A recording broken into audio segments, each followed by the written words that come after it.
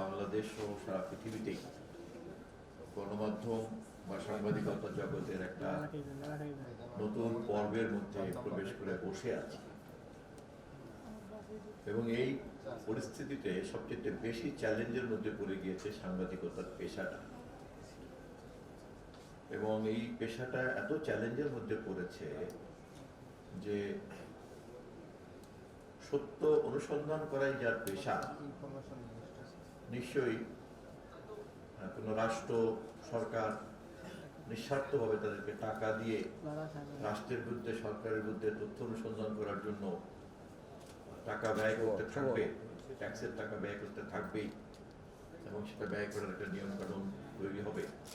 এখনো আমরা সেই পরিস্থিতিতে যাই নাই, পৃথিবীর কোথাও সেই পরিস্থিতি তৈরি হয়নি। যে সমস্ত শিল্পপতিরা মিডিয়া ইন্ডাস্ট্রিতে বিনিয়োগ করতে চান তারা স্বাভাবিকভাবে মুনাফার জন্য একটু বিনিয়োগ করবেন,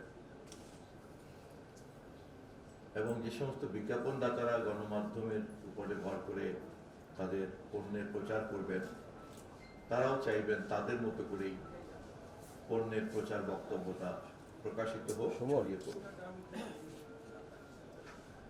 ফলে সাংবাদিকদের পেশাকে পৃষ্ঠপোষকতা দান করবে ওরকম কিন্তু কোনো কাঠামো এখন পর্যন্ত নাই, এটা খুব সত্য কথা।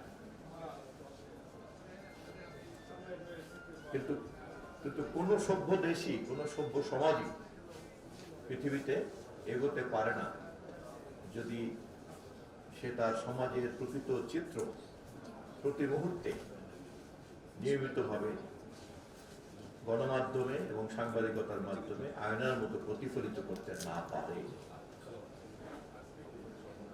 আমরা যেমন যে কোনো সুস্থ স্বাভাবিক লোক আয়নায় নিজের চেহারা না দেখে বুঝতে পারি না যে আমি ঠিক মানুষের সামনে যাওয়ার জন্য যথেষ্টভাবে প্রস্তুত কিনা, তেমনি একটি রাষ্ট্র এবং সমাজকেও কিন্তু প্রতি মুহূর্তে আয়নার সামনে দাঁড় করিয়ে রাখতে হয়।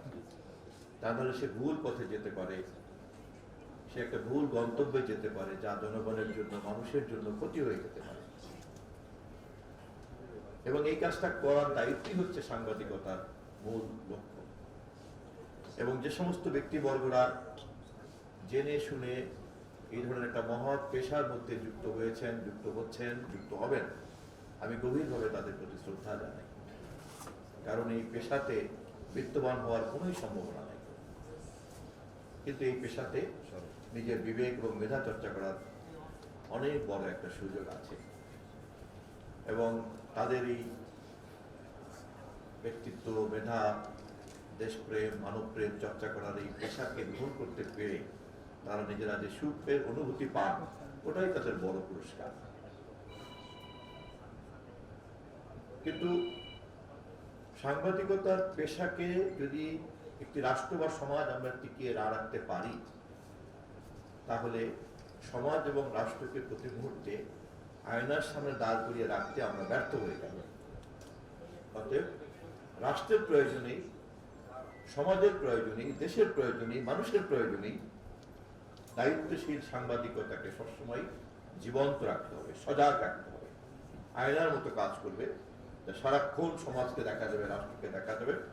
এবং যখন যখন চেহারার মধ্যে, সমাজের চেহারায়, রাষ্ট্রের চেহারায় যে সমস্ত ভুল ত্রুটি ধরা পড়বে, তখন তখন আবার এটাকে ঠিক করে নেওয়া হবে। আমরা যেমন করে এলোমেলো চুলকে আছড়ে নেই, জামার বোতাম ঠিক থাকলে ঠিক করে নেই, আমাদের গায়ের জামাতে দাগ পড়লে সেটাকে চেঞ্জ করে ফেলি, এটা আমাকে আয়না বলে দেয় যে আমার মধ্যে কি কি পরিবর্তন হওয়া দরকার।